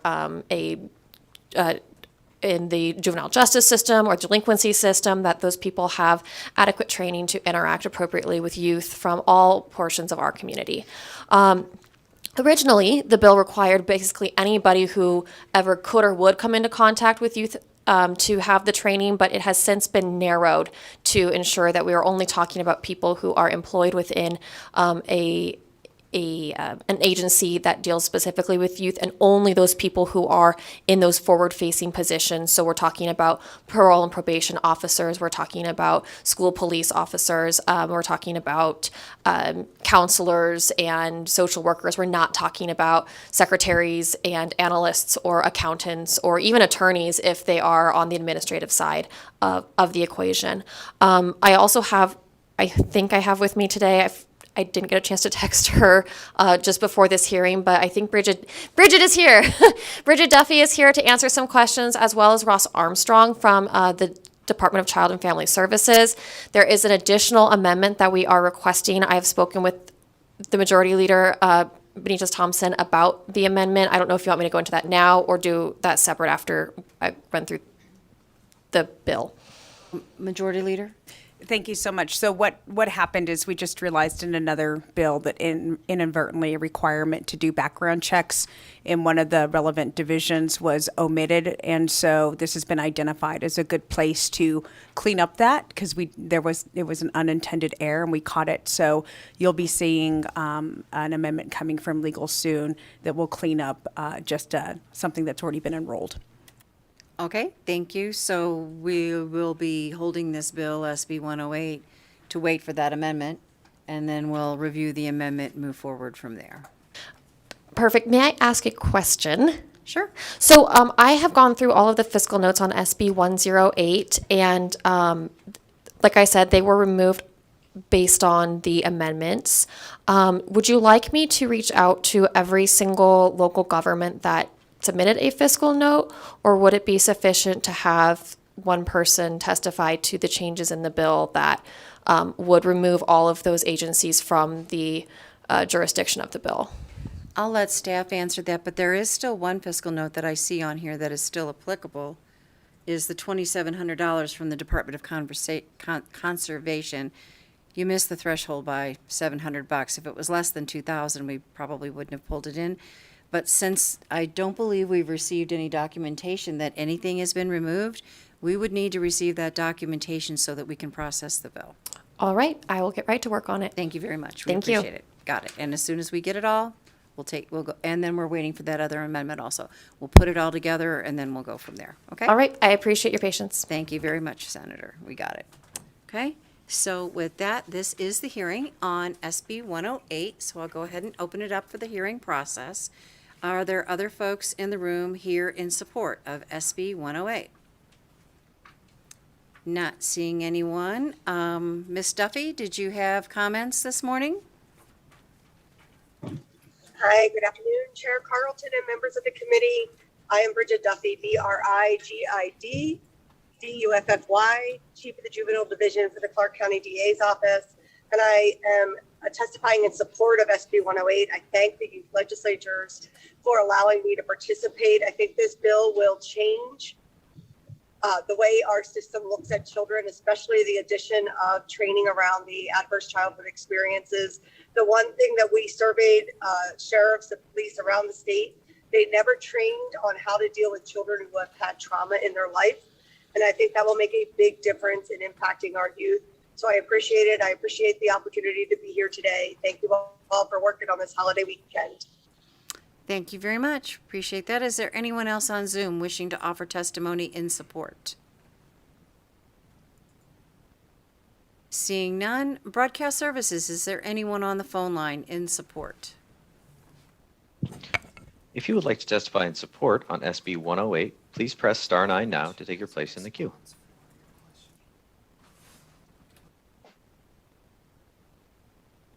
Chair, we have no callers on the line in support.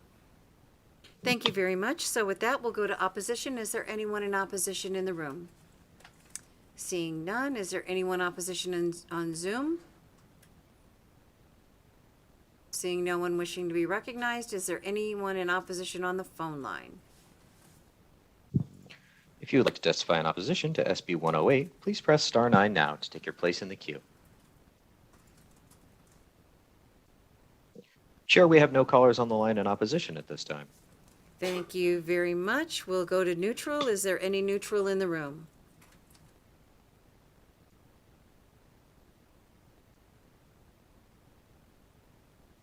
Seeing no neutral in the room. Mr. Armstrong, are you in neutral on Zoom today?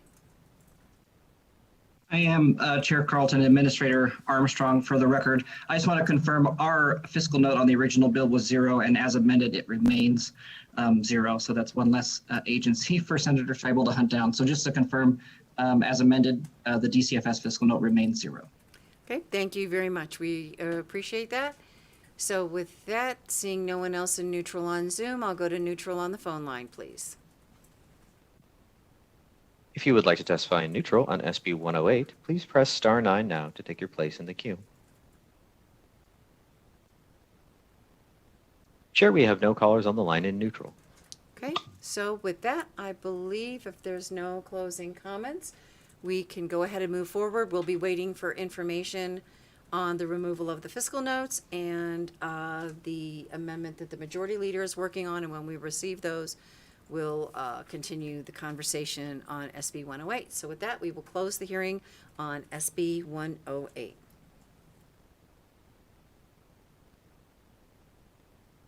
And I'd like to go back to the question that was posed on SB 27. I apologize, staff, that we're hopping around, but I'd like to go ahead and go back to the question that was posed on SB 27. Mr. Fernley, if you're available, or Mr. Killian. Well, I've got two. Oh my goodness. I don't need two of you. One of you needs to be working. Yes. Mr. Fernley, we have an answer. Yes, thank you. Yes, thank you. I was going to turn it over to Mr. Killian. Thank you. Okay, Mr. Fernley, go back to work. Mr. Killian. Thank you, Madam Chair. Asher Killian from the Legal Division. To respond to that question about the requirements to receive the holdback from the Teach Nevada Scholarship, as Mr. Fernley mentioned earlier, NRS 391A 585 has the 5-year teaching requirement that has to be satisfied for the holdback. In addition to that, there are regulations that have been adopted by the Department of Education, codified as NAC 391A 070, that contain a couple additional requirements. And one of those requirements by regulation is the mentioned requirement that the person has to be employed for at least 3 years as a teacher at a Title I school a 1 or 2 star school or a school that had a teacher vacancy rate that was higher than the average teacher vacancy rate in the state. That is currently existing regulation. The department has submitted a proposed regulation, R11020, to remove that 3-year requirement. But as of this time, that regulation to remove the requirement has not yet been adopted and submitted to the Legislative Commission for approval. Okay, thank you very much, Mr. Killian. We appreciate that. So would you give me the NAC citation again, please? Yes, ma'am. Again, Asher Killian with the Legal Division for the record. The NAC citation for that regulation is NAC 391A070, and the requirement is specifically in subsection 1, paragraph E of that section. Sub 1E. And could you give me the proposed regulation that would be removing that? The proposed, again, Asher Killian, Legal Division for the record. The proposed regulation to remove that requirement is Regulation 110-20. So with the last numbers being 20, this was proposed last year, so it's not a recent proposal. Thank you, Madam Chair. Asher Killian, Legal Division for the record. Yes, this was a regulation that was proposed. It looks like October of 2020. So it looks like it came in just after the deadline for regulations to be submitted before the pre-session dead period. So it's in the department's possession, but typically regulations during that period of the biennium have a tendency not to get processed until after session by the agencies. Interesting. Thank you very much. And we typically don't process regulations during the session because there's too many other things to do. So we don't need moving pieces while we're writing statute that may not work. So that's pretty typical, committee members, that we would not do that. Thank you very much, Mr. Killian. We appreciate it. Thank you. Okay, Thank you, committee Madam Chair. members, so we have the answers on SB 27. So with that, we'll go ahead and keep moving through our agenda. So I believe the next bill that we have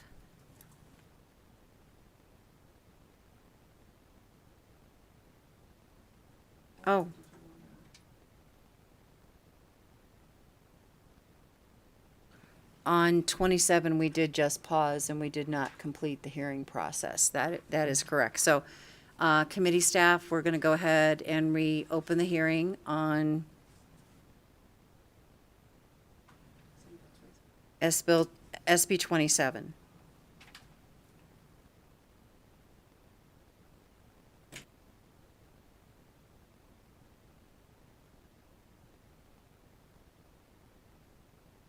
Let's double check. Did you make notes? Okay, good. Thank you for all the backup. I appreciate you all.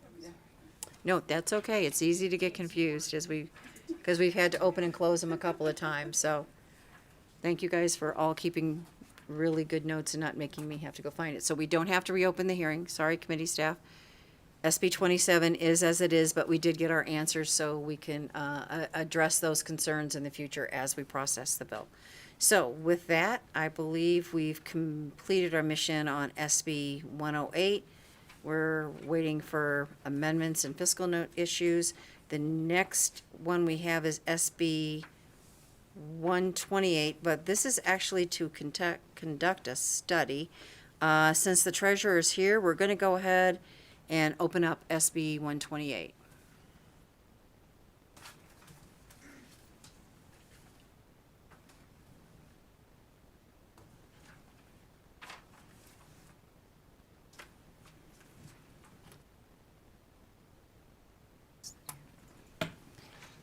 Senator, welcome. Please proceed. Thank you. I'm going to give you the short version because I know you could probably read the bill pretty quickly and know what's in it. Really, thank you, and Chair Carlton, members of the committee. For the record, Senator Mo Dennis, representing Senate District 2 in Clark County, here to present Senate Bill 128, which directs the state treasurer to conduct a study concerning publicly funded scholarships and grant programs in the state. Specifically, 128 requires state treasurer to contract with one or more qualified independent consultants to conduct a study concerning the effectiveness of publicly funded scholarships and grant programs in Nevada for persons pursuing higher education. The study must include a comprehensive review of student outcomes for scholarship and grant recipients to include graduation and dropout rates of recipients, as well as an evaluation of the way such programs are administered. Moreover, the study must include a thorough evaluation of the short-term and long-term financial viability of these programs and the projected future cost of administration. For added flexibility, this review may include any other matter that the state treasurer, in consultation with the Nevada System of Higher Education, determines is relevant to the study. Senate Bill 128 sets an April 1st, 2022 deadline for submitting a report and findings of the study to the Legislative Committee on Education. And it must include recommendations for improving the effectiveness and efficiency of publicly funded scholarships and grants. Must also address the improvement of student outcomes for recipients and reduction of administrative cost of each scholarship or grant program. And then the Legislative Committee on Education must then review the report and recommendations and consult with and solicit input from persons and entities charged with administering publicly funded scholarship grant programs. It must consider, the committee must consider the report and recommendations when requesting drafting of legislative measures. Finally, I would note that no fiscal note is included for the bill, as the measure specifies that the cost of carrying out the study must be paid from the endowment account created by the state treasurer under NRS 353B.350. So that's what it does. Okay, thank you very much, Senator. So with that, Treasurer, did you have any comments? Treasurer Conine, for the record, ma'am, I'll keep it exceptionally short. Every year we have a conversation about funding the Millennium Scholarship and a series of other scholarships. We also know that NSHE spends a significant amount of money towards scholarship efforts, and our goal here is simply to look at all of those things holistically and make sure the state is spending its money in the most effective way so that the legislature can make decisions on that. So it's my understanding that the fiscal impact to your office would be between $75,000 and $125,000. And this would be paid for out of the endowment account, correct? Treasurer Conine, for the record, yes, ma'am, that is correct. It would be paid out of the endowment account, which of course is funded by fees from our 529 partners. Okay, and that wouldn't have an adverse effect on the endowment account? Treasurer Conine, no, ma'am. Okay, good. We just always want to check on those things. So with that, committee members, other questions? Ms. Vidios Thompson. Thank you so much. And so this is, I think, looking back to see what's happening with the scholarships is really good. You know, asking, you know, are we funding students who are completing their education, or what percentages are dropping out and everything like that. But I guess if we'll ask for data, I think we all kind of work from the assumption that if we fund a student to go to school, that's a good thing, and hopefully they complete it. But if we get this data back and it comes back to show us that we have, I guess, poor graduation, like, you know, best case scenario, worst case scenario. So worst case scenarios, data comes back and tells us that we have students who are completing or are not completing or not finishing, or then I guess what would we do with that? Senator Dunst, for the record. So the report does come back. The Legislative Committee on Education that meets during the interim could then make some recommendations on adjustments that we might need to make to scholarships.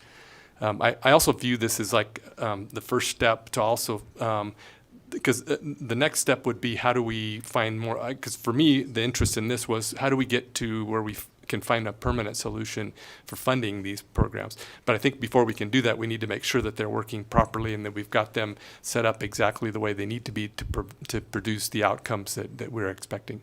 Okay, and then I've asked this question before, so I don't want you to take any offense to it, but I ask it kind of all due respect when we ask NSHE to do kind of these studies and look at themselves. They are the most sophisticated body that has the most some of the most amount of employees that do this stuff. So I guess why would we need to do why would we need to kind of fund it through a separate department versus just saying, you probably have all this data as an institution, tell us what you know about the dropout rate, success rates. A lot of this seems like data that I would imagine that we wouldn't have to mine very hard to get. Yeah, so, and the treasurer can also address this. The way I look at that is just having kind of a different set of eyes looking at it. The data is, somebody has to be able to bring all that data together and do a report. While they do that all the time, this would give an opportunity for an outside entity to be able to look and really look at what's going on. Thank you, Majority Leader. And that report would actually belong to the state. We've had issues before where folks have done studies for us, but then we weren't allowed to use the data and or be able to quote from the report. So this report will belong to the state and the legislature also. It will be shared with the legislature. Okay.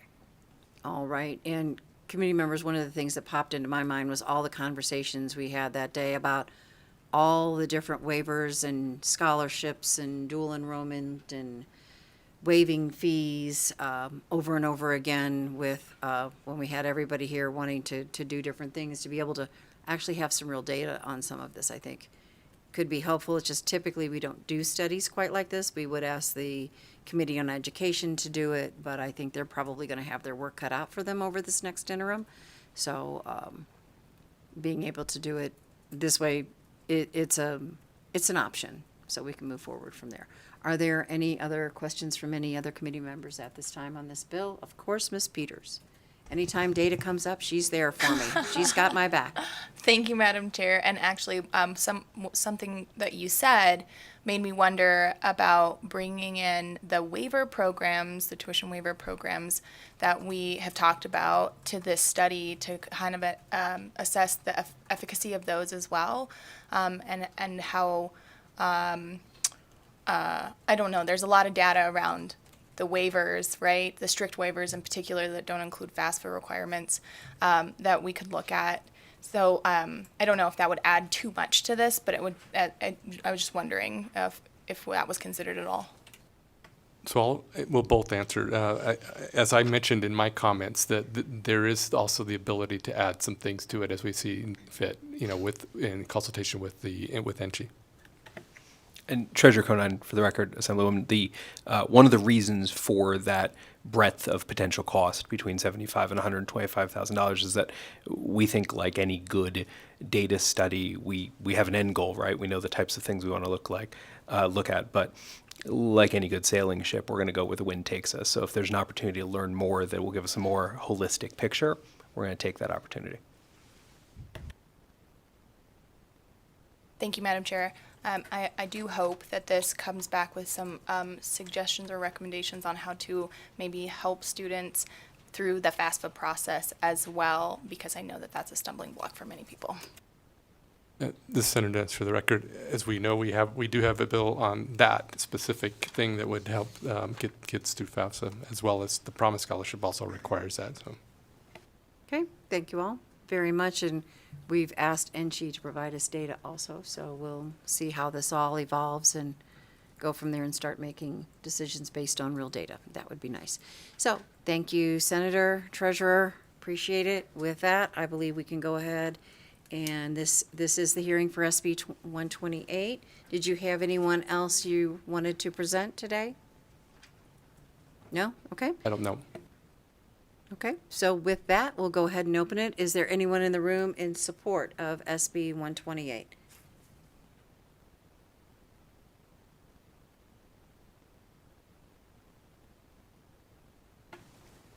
Good afternoon, Madam Chair and members of the committee. For the record, Erica Valdez with the Vegas Chamber, and the Chamber is in support of SB 128.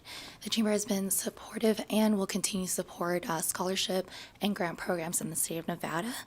We believe this bill would optimize financial assistance programs for our students within higher education. Thank you, Madam Chair, members of the committee, for your time. We urge your support for this bill. Thank you. Mr. Irvin? Kent Irvin for the Nevada Faculty Alliance. We support SB 128. And there's two sides to it, the financial situation of how to fund all the programs to the most efficient way. But from the student side, we have students who, no matter what their personal identities are, they identify as cash poor. And if anything in their financial aid system and balancing family and work goes wrong, there's often a cascading effect. So we're looking holistically at all the different programs, both state and federal, and waivers, that how they work together and how different requirements interact would be a very important part of this. Thank you. Thank you very much. Anyone else in support in the room? Seeing no one else in support in the room, support on Zoom? Seeing no one in support on Zoom, anyone in support on the phone line? If you would like to testify in support on SB 128, please press star 9 now to take your place in the queue.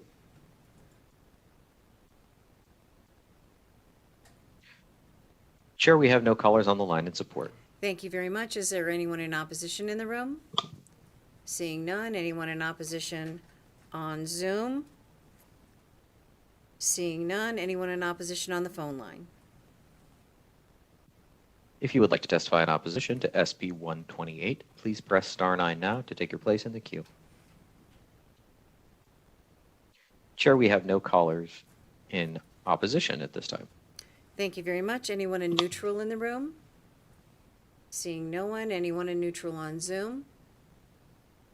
Seeing no one, anyone in neutral on the phone line? If you would like to testify in neutral on SB 128, please press star 9 now to take your place in the queue.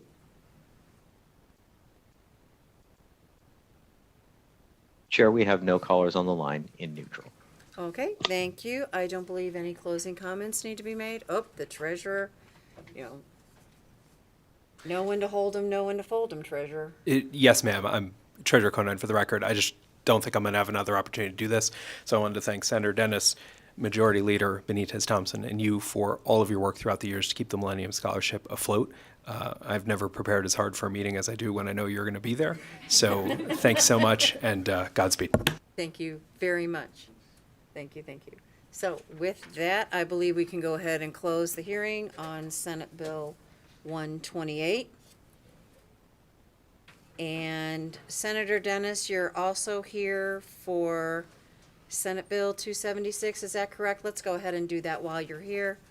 I know how it's only one floor away, but it's impossible to get there sometimes. So with that, let's go ahead and, committee members, let's go ahead and skip to Senate Bill 276, please. Thank you, Madam Chair, and I believe we have a couple other folks online here, so. Please proceed, Senator. Thank you.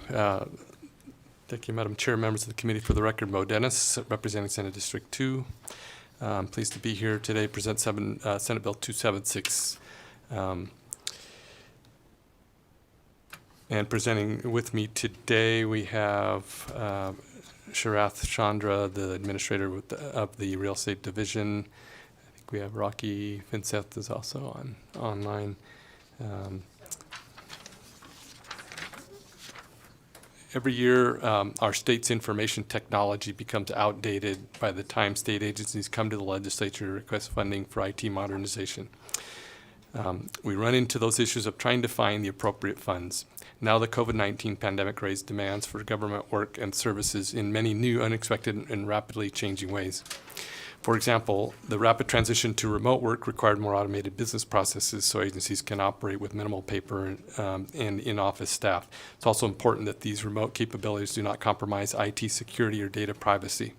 It is quickly becoming clear that older enterprise systems and processes cannot keep pace with many emergency government needs. And we know this as we've gone through this with the Joint Finance and Ways and Means Committees, all of the bills that have come before us to upgrade IT. As we look ahead to the post-pandemic future, we need to acknowledge the revenue decline, which makes it vital to identify every opportunity for cost control and operational efficiencies.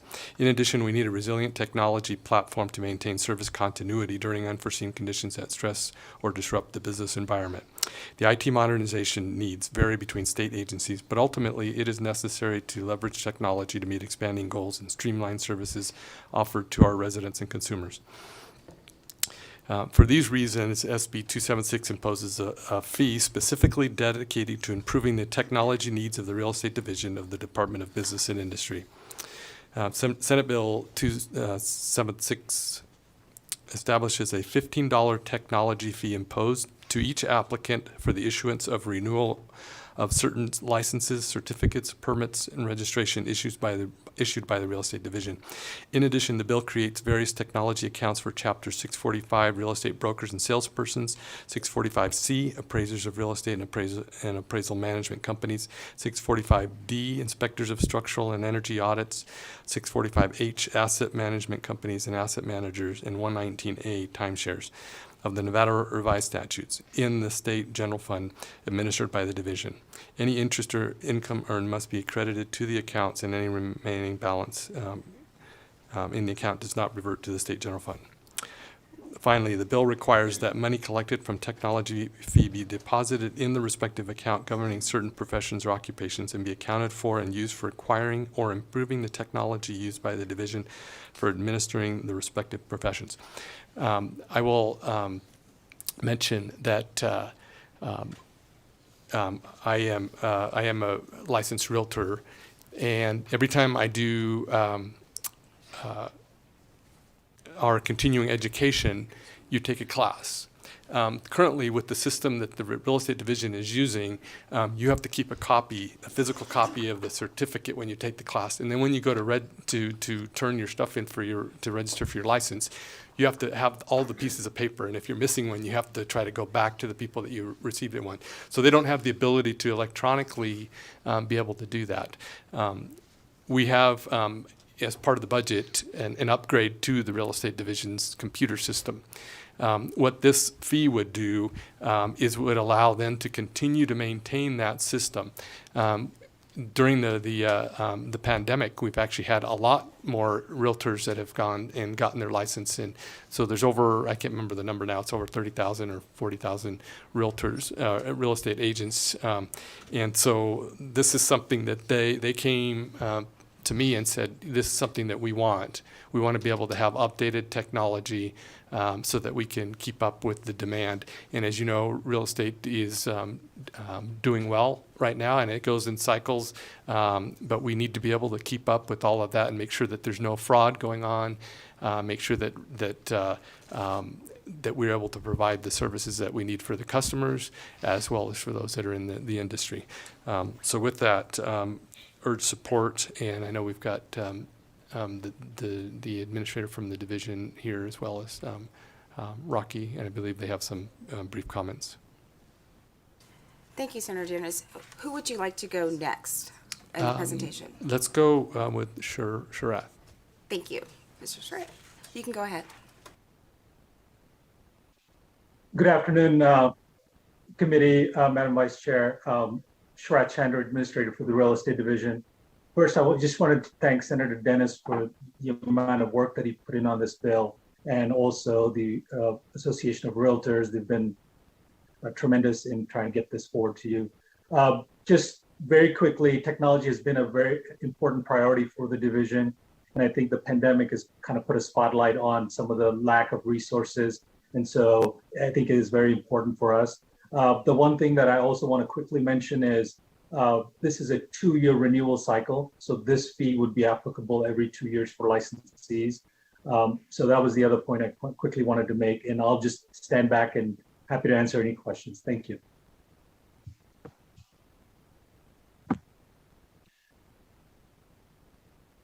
Madam Vice Chair, Rocky Finsath with Career Nevada here today on behalf of the Nevada Realtors.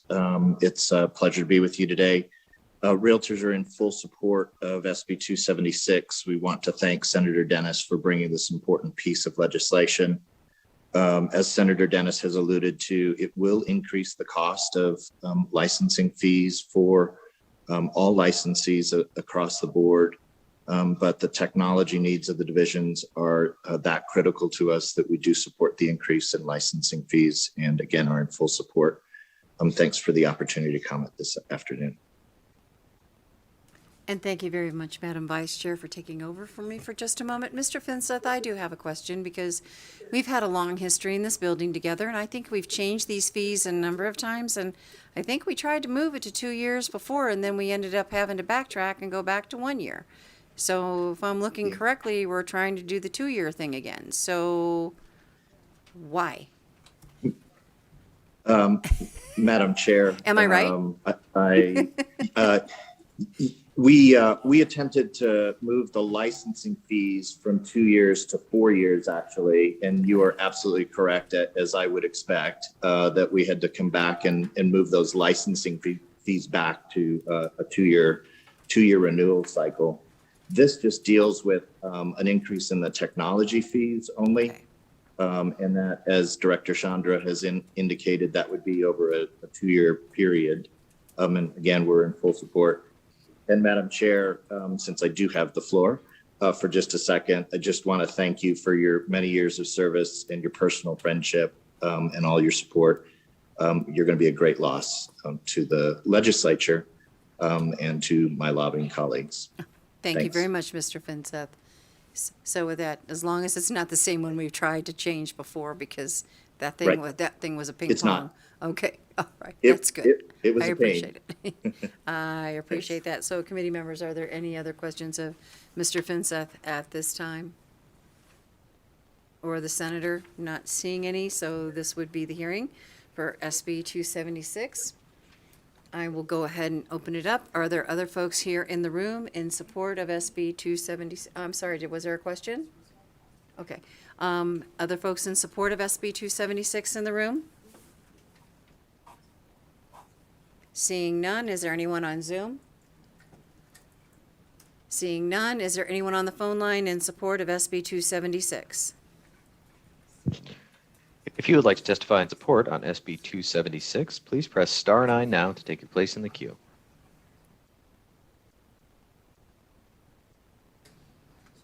Chair, we have no callers on the line in support. Thank you so much. Is there anyone in opposition in the room? Seeing none, anyone in opposition on Zoom? No one wishing to be recognized? Anyone in opposition on the phone line? If you would like to testify in opposition to SB 276, please press star 9 now to take your place in the queue.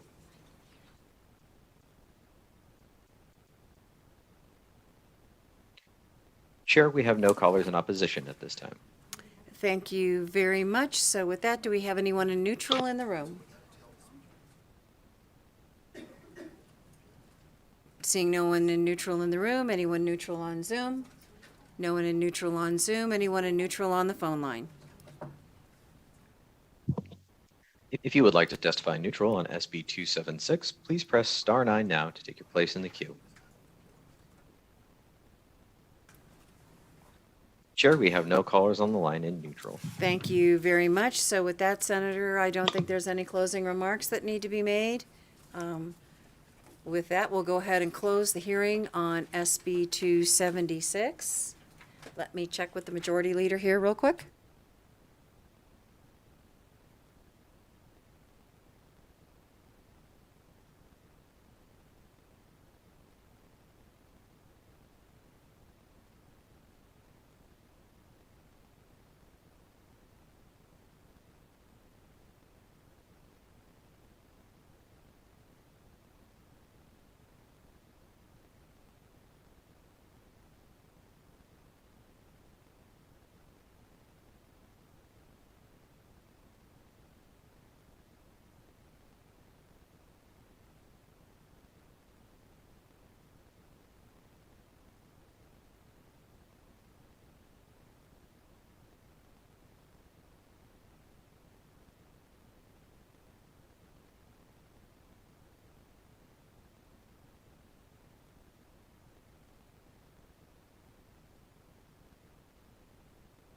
All right, committee members, we do need to get to the floor. I believe Majority Leader wants us to get down there fairly soon. So with that, folks, we're going to go ahead and recess at this time. I do believe the lay of the land right now, and if Speaker needs to stop me to make sure I don't go down the wrong path like I did yesterday, is Ways and Means is going to recess. And there is the distinct possibility that there will be a joint Ways and Means and Senate Finance meeting this afternoon. That would be a separate meeting, and then we will come back into Ways later to finish our work, since we can't actually process anything when we're in a joint meeting. So I have the most fantastic staff in the world who is rolling with all of these punches, so I thank them very much. Because they're going to literally be moving everything from one floor to the fourth floor and then back here. So we need to give them time to get all their work done and maybe have lunch and turn their brain off for a couple minutes in between. So with that, this committee's going to go into recess right now, and then wait for the majority leader to let us know when we need to head to floor. So we will be in recess. Thank you.